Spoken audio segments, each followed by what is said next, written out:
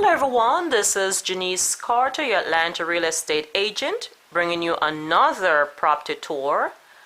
And today we're in Kennesaw, which is northwest of Atlanta. We're in the Brumley Place subdivision, and I'm going to take in a tour of a resale home. The listing agent is Paul Gardella with Berkshire Hathaway, and this two-story, three-sided brick home was built in 2018 and features 5 bedrooms, 4 full baths, 2-car front entry garage. It sits in a basement and it's approximately 3,300 square feet, not including the basement. This subdivision is located in the Kennesaw Mountain School District and it's a short commute to Interstate 75, 575, shopping and restaurants. This home is located in a swim tennis community with an annual HOA of $800. So if you're looking for an almost new 5-bedroom home on basement, northwest of Atlanta, you like this home and would like additional information, please send me an email. My contact is below. And now let's go inside and take a look around.